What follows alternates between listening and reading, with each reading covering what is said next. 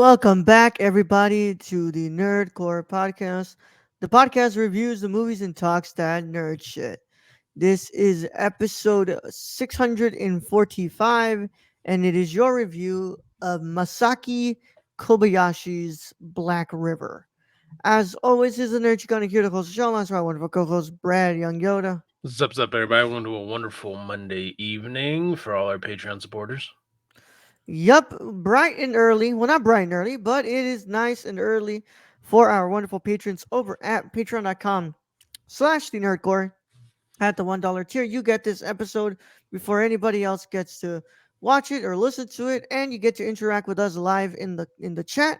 And of course, that's all possible because you all do the great thing of making sure that we what's it called that we have some might help us pay for services and for StreamYard and all that wonderful stuff. So we thank you all All so that good, much for all doing that that. good things. Good Yeah, things. yeah.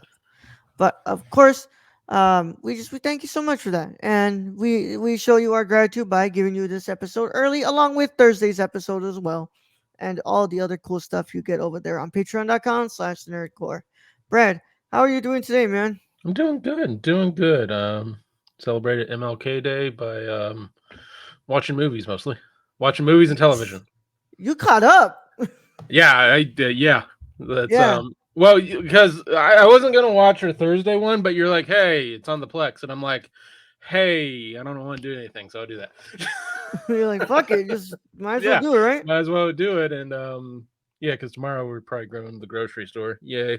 But Yeah. yeah, so I caught up on a lot of stuff. What did I watch today? So I watched Echo this week. Okay. I finished that a couple of days ago. I just I started that right now. Yeah. Um so I'll keep my opinion to that until we review it this week. I did watch what's the new show on HBO that's not the new True Detective. Yeah. Watch the new season of True Detective first episode. I am hyped about that. I am excited about that. That is following the footsteps of the first season, which I think is the most adored and loved, even though season 3 is great. Season 2, just don't watch that. Don't watch it. It doesn't exist. It goes from season 1 to season 3, season 2. I mean, doesn't exist in my mind. But yeah, season 4 is starting out great. I wish it's one of those. I kind of wish like they did a 2-episode drop just so I could have the little extra. But I'll wait. Yeah. I watched Black River today, which is, of course, is what we're reviewing, and I also watched our Thursday movie with the longest title, I think. Now, That the we've longest done title on the award, podcast? I other than think the so. assassination of Jesse James by the coward Robert The Ford. It's kind of assassination of Jesse James by the coward Robert Ford. I do not care if we go down in history as barbarians. Yeah. yeah. Yep. So yeah, that has taken now the mantle of the longest title in a movie That we've reviewed because that we've there's reviewed. there's Yes, longer. There's longer. I think that's about all I did today mostly. Yeah. I watched Black River. I edited some TikToks, and I started watching Echo right Yeah, now. thank you to everyone that's going watching TikToks now. Hey, thank I you mean, our guys. Yeah, first TikTok's got like close to 1,300 views, I think. yeah, So man. thank you, everyone. Yeah, the drop off is gonna Because be it's literally crazy, just but my thank you. face, and it's just like, why is Raul not in this? Raul's like, I don't want to put myself in it. The 2001 does have me in it. Does it? Does it? Okay. Yeah, did you not watch? I sent you the link. Wait, which one did you send? I sent the for 2001 as well for you to Oh, I didn't. review I it. didn't. I know. I didn't. If you sent another one, I did not get to see that yet. Yeah. Okay. I'm getting the best one, so it just happens to be that your insight is the one that I thought was the best one for now. Hey, Yeah, works for me. they see Also, enough of me on my own. Yeah. we've been doing content with Luis. I don't know when he'll be rolling that out. Um, I feel like that man just needs to like edit just like the smaller clips first, just to get those out before he puts longer clips. But it's his show, so Yeah, let him do what he's got to do with yeah. it.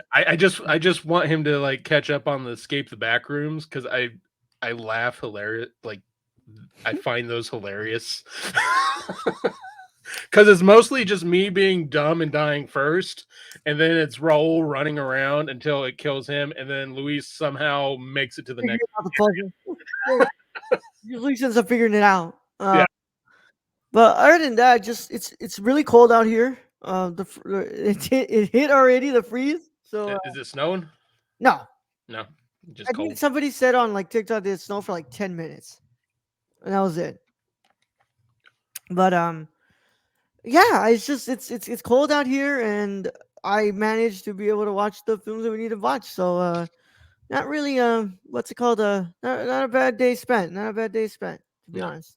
But well, but Brad, it's gonna be a good one today. I think we have ourselves a really interesting film. We're continuing on with our Masaki Kobayashi month as Brad's pick for this month.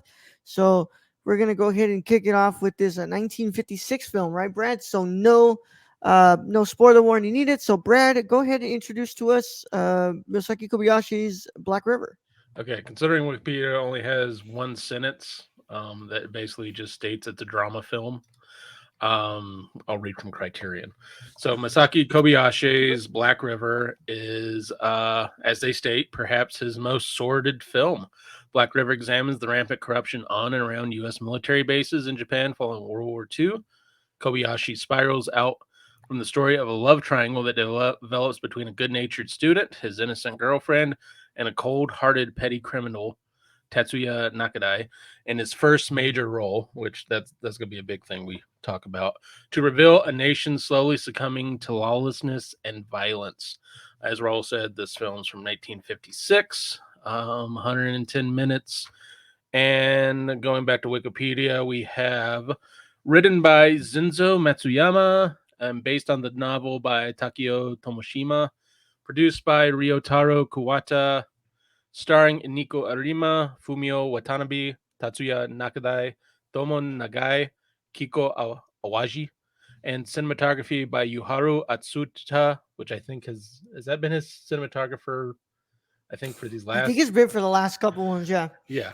Edited by Yoshiyasu Hamamura, music by Chuji Kinoshita, and yeah, release date October 23rd, 1957, and there is no box office info. Yeah. Um. So, I was like, Brad, there's no way. So I went to go and I look at it. I was like, dude, literally, it's just one sentence on Wikipedia. Yeah, That's it might. crazy. This might be the shortest one because usually we'll say, "Oh, it's just a sentence," but it's like 2 or 3 sentences. This might be the shortest. This is ridiculous, man. It's What do we it's have to do, bro? that's Like, bad. what do Like, you have to do to start like writing some actual fucking what's it called? Some actual what's it called? I mean, Entries considering for this every stuff. Marvel movie nowadays has 4 paragraphs, I don't Yeah. know. And I'm looking at the other films. I think no, I think this the cinematographer is not the same one, Brad. Um, because he wasn't the one for Harakiri, Okay, and Samurai Rebellion was not him either. okay, which might be why he doesn't have a link. So Yeah, it's not a blue looks like name. he probably was just the one he was working with, like in his early days. Also, I love, like, sometimes I look at the posters, the Japanese old movie posters, and I love this one shown on Wikipedia for this movie because it's literally the ending of the movie. I know. I. It's literally the end of the movie. Like, if you didn't see anything in the movie, you at least saw the end in the poster. Yeah, it's just it's such a what's it called? Japanese posters are a real like an art form of their own. To be I honest, mean, like I mean, I mean, Ro sent me Ikiru's original poster, which is great because they're just they're faking them out.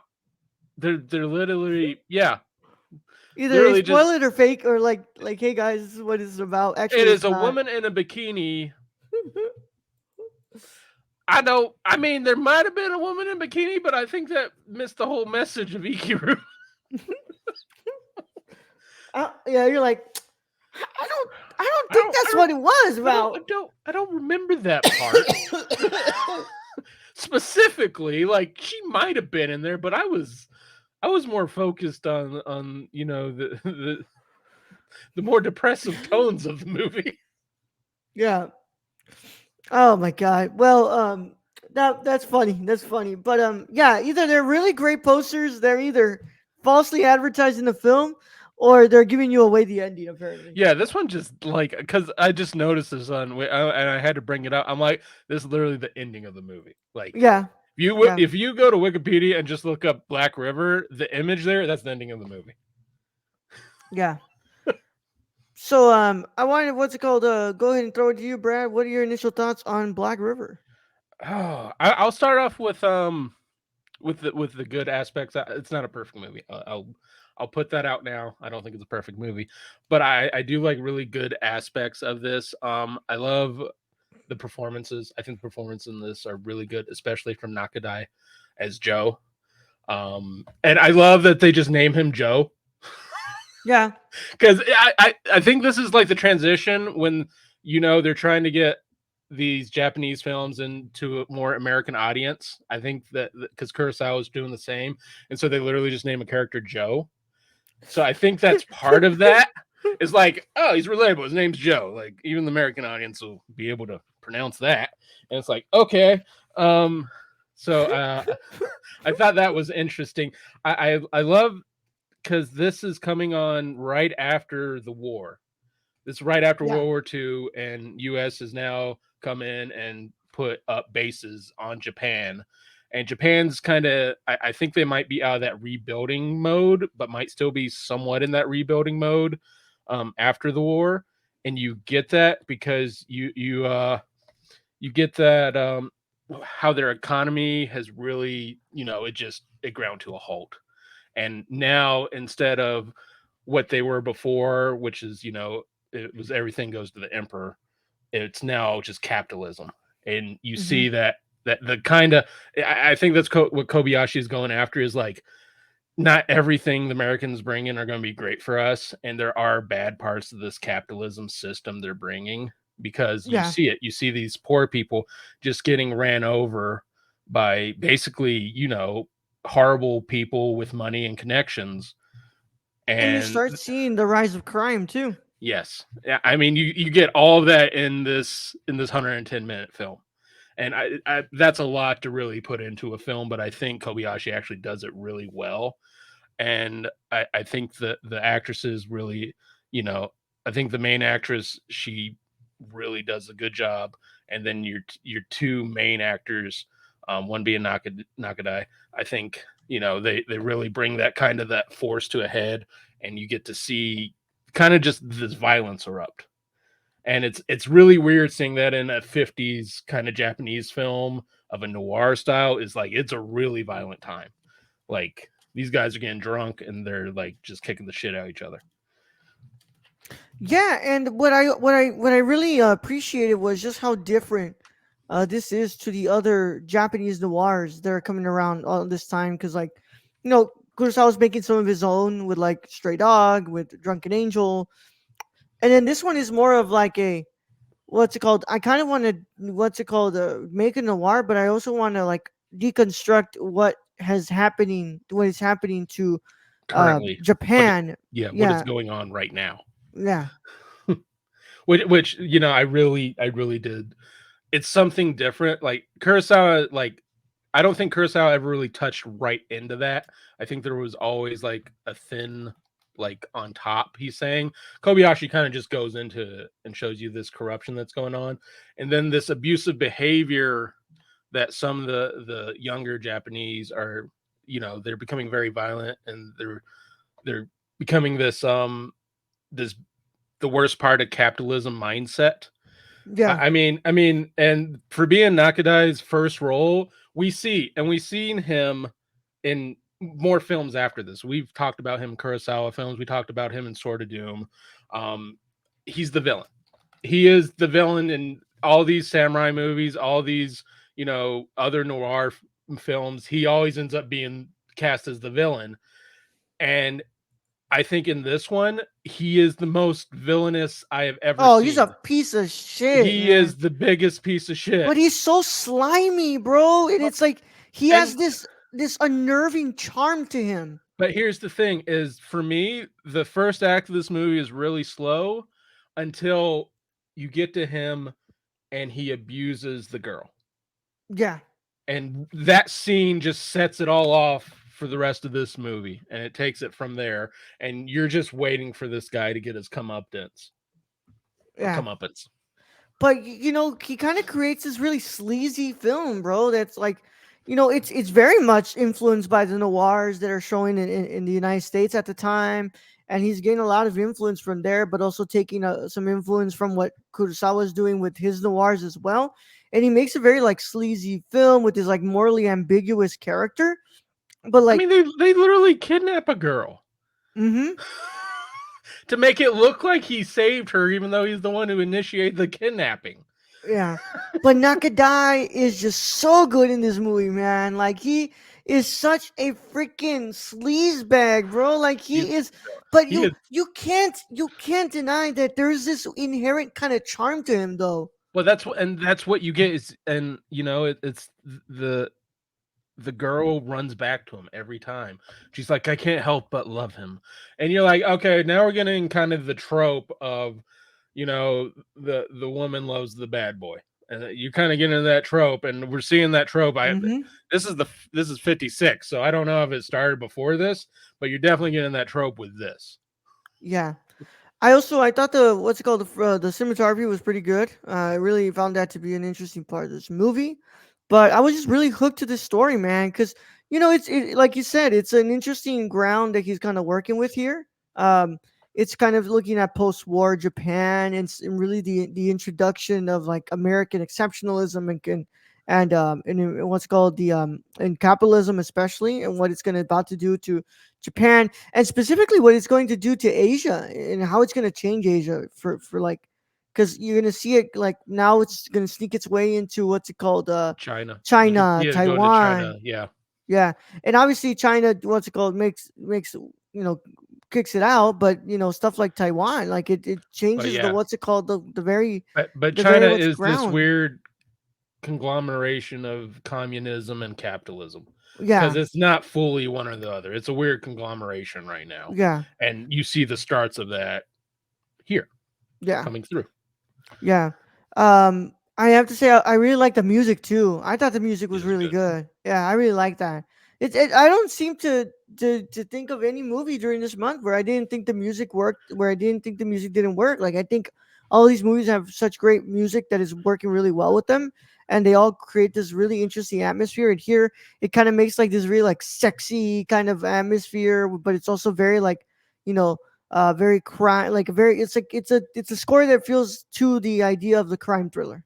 And I also I find it funny that a film from 56, 57 can still talk about stuff we deal with today, like Hmm. landlords and tenants not being able to Yeah, pay. That's a total thing going on. It's been going on for the past, I don't know, what, 10 years probably, yeah, easily, and especially specifically in the past 4 to 5.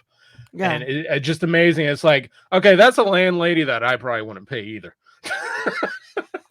Because it like you're living like when they initially walk in and show the building and show the room, I'm like, whatever that man is paying to save money, he's paying too much. Because there is a yeah, hole in the wall to the other neighbor. So I just love how just specifically it talks about like stuff we're still going on today. Um, and another thing I got to give Kobayashi credit for is the ending because I think the ending the ending's just good. the ending's good. The way the villain's taken care of and then just where the girl's just running into the darkness. I would personally, if I was a director, I would have kept it on until she was just gone. But I'm not the director of it. I just think it ended really well, and all you're left was is the parasail. Yeah. Also, I was really surprised, and when I say this, guys, I'm not gonna say that this movie has so much like nudity or anything, but I was surprised at the amount of like sexual reference and the amount And of skin that I prostitution. was the skin that was being shown too. Yeah, they're mentioning a prostitution, and I mean, and you got that in some of Kurosawa's like, old samurai movies. Like, they had brothels and stuff. He didn't come out and say it like, "Oh, that's a prostitute," or "Look, like, no, she's gonna go prostitute herself," or "Oh, she started back at prostitution." That's all in this film, which is really crazy for a '57 Japanese Yeah. film.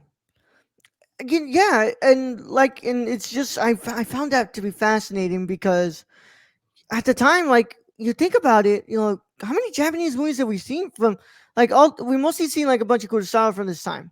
Yeah, But I'm thinking about especially, in the realm of American cinema as well, it's like you're not seeing a lot of this type of what's it called, amount of skin and amount of reference and and I really don't think seeing yeah, prostitution. I don't think you get to that until mid '60s, '70s with America. I don't really think you get into that. I think it's still America's still in that whole like Catholicism, Christianity are major Yeah. religions. And they got a stronghold over the cinematic arts at that time. Yeah. And Japan at this time, I mean, they're in a flux, and Yeah. their culture is also different. Yeah. So it's like you say, it's like it's showing a shift in the culture and a shift in the what's it called, in especially a shift in like crime and seeing how crime is about to become rampant and it's about to become a very like very Did noticeable you thing. notice that they were working out of an Italian restaurant? Yeah, they were. Hmm. just just no, some of this stuff just made me laugh. Also, the army trucks, they did not stop for anything. Well, Those guys were not stopping. They were like, if somebody's in the road, they don't care. but it's They're so just, brutal how Joe dies. By the way, like we don't even get like any other type of sound effect to give you an idea, but you see it and you're like, bro, he got fucking pummeled. but did you see that she was motioning it. She was motioning it Yep. to Shizuku. Shizuku was motioning it to Nishida. And she was Yeah. going, she going, I'm about to, I told you I was going Yeah. to kill him on his But birthday. she realized that like like I think that This is character it. This is the realized that chance. like this is gonna be the only chance I'm gonna have, Yeah. and like she even tells him she tells the what's it called, her boyfriend, that like as much as I want to, I can't picture myself not going back to him. Like I'm gonna keep going. Like I can tell you that I'm not gonna go, but I'm gonna keep going to him. Which is, I mean, it's one of those, he's a slime bag, and he Yeah. manipulates her, and He he's just 100% manipulates her. yeah, 100% manipulation, and she thinks she can't go back because he's just going to abuse her anyway, Yeah. and a lot of I mean, plenty of relationships revolve around Yeah. this way of thinking and this way of living, and and this was her way out, I guess. Yeah.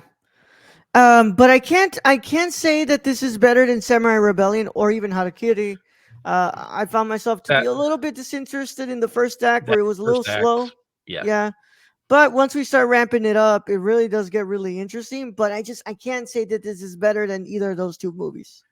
Yeah, that's It's really I solid. was trying to figure out the score on this, and I can't really say I enjoyed it more than those two movies. Just because the first I think if you edited that first act a little better and got a Mm-hmm. faster pace to it, I think it would have been fine. Because the second and third act are actually really strong. Yeah. They're like really really strong. Once Nakadai comes onto the scene, and basically steals the girl, literally kidnaps her. It goes from there, like, and it's quite a good watch. Yeah. But I'm gonna go ahead and give Black River a 7.5 out of 10. I think it's still a damn good movie. I think it's a very solid film from Kobayashi, and for this to be the first major role that Nakadai does with Kobayashi, and apparently it's like 15 years collaboration with him and 10 films that he did with him. I think that this is like probably one of the best performances I've seen from Nakadai in I, what's it I called with his partnership wh- with Kobayashi. which, and it's also crazy because I think this is the most villainous I've seen him and we've Yup. seen him. We've had to seen him more than 5 times, I think, by this Yeah. point, easily. And he's always the villain, and I love it. I'm like, okay, if you're gonna get typecast, at least you're gonna be the villain and you're gonna have fun. So at Yeah. least from the start, they were like, you're gonna be a villain. And Yeah. I think they decided right because the dude plays an amazing villain. And I'm going to give the same score as Roll, 7.5 out of 10. Nice, nice. Yeah, yeah, it's a solid film, man. I think that it's that it really shows some really what's it called interesting style there from from Kobayashi that he's gonna obviously do more of in the future. But I was definitely worried at the beginning because I was not getting into this movie as much as I wanted. And then that second and third act happened. I was like, all right, yeah, Kobayashi like took it from there. yeah, he's a pretty damn good director, man. And I like I said, we've seen a lot of movies this month so far from this man, 3 films from him. But I have walked away with each one of them appreciating something about it and being able to see that like there's something of a of a lot of importance here with his style and in his directing. So I was really impressed with this film. So let's go ahead and get this going, man. We are done here with our review of Black River. Next week, we're going to look at Qui-Gon. I'm excited for this one, man. This is going to be a long one, though.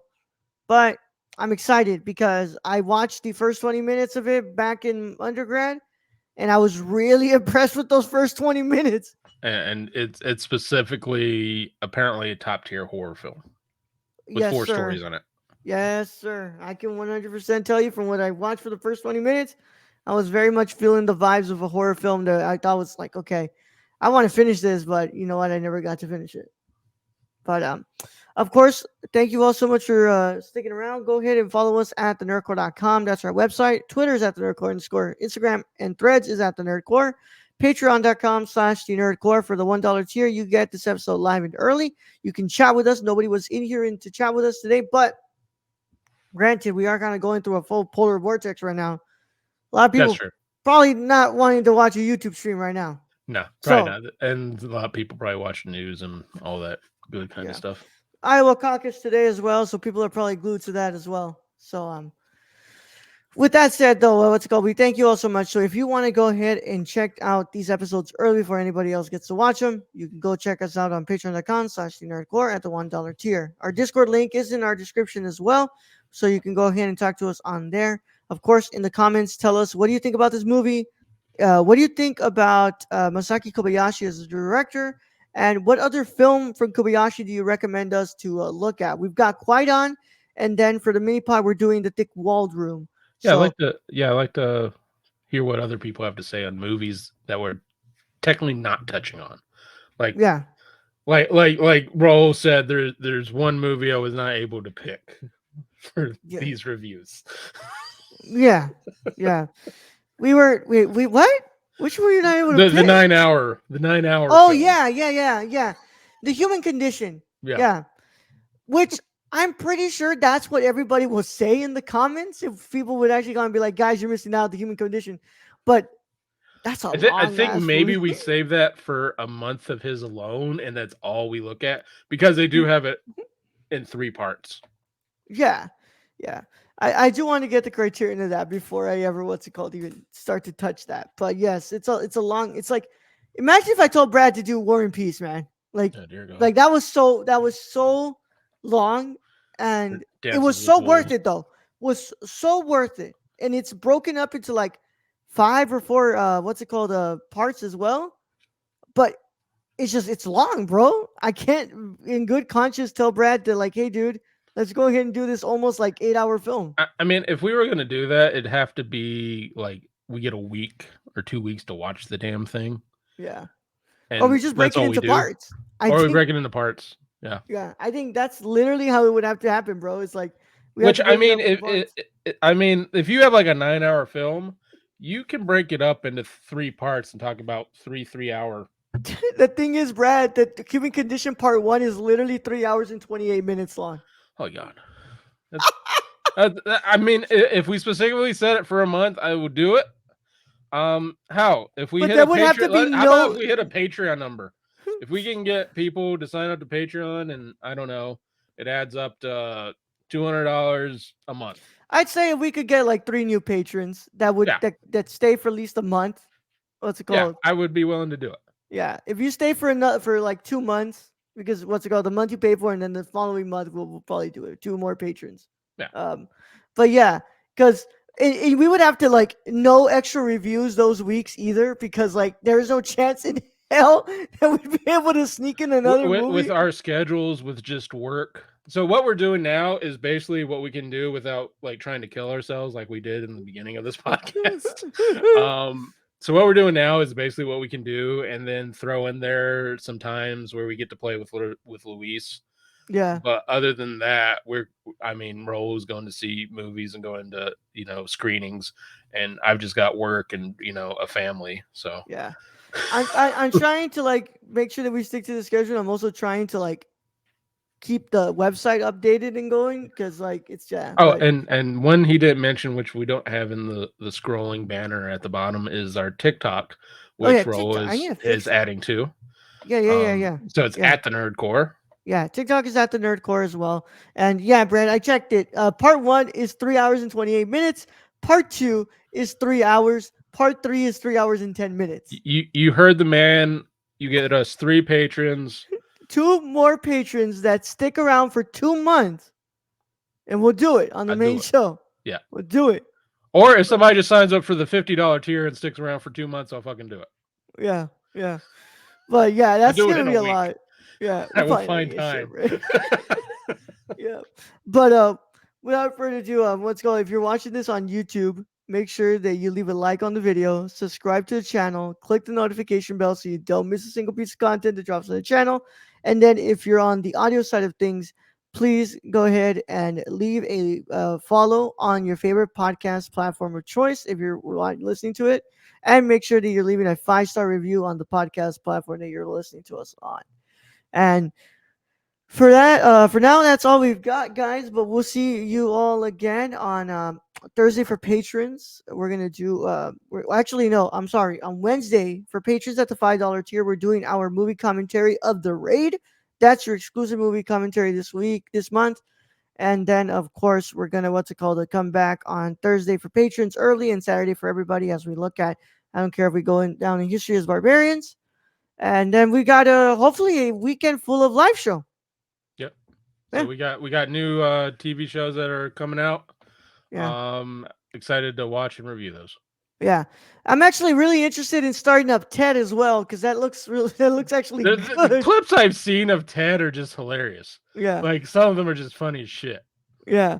So I might actually start Ted. Actually start Ted after I catch up with finish up Echo and catch up and watch that first episode of True Detective Night Country. Yeah, I would say you got to watch the new True Detective. That's no, I got to check out the stuff for review first, and then I'm gonna watch the stuff for fun. Yeah. But yeah. With that said, Brad, let's go ahead and get him out of here. All right, Raul. Thank you, been host as always. Thank all those who join us in the chat in the future. Stacy, we missed you today. Hope to catch you on some future ones. Thank you to our listeners out there, all our Patreon supporters. We appreciate each and every one of you. And to end this episode, all I have to say is treat your lady right, or she might throw you in front of a truck. Young Yoda out.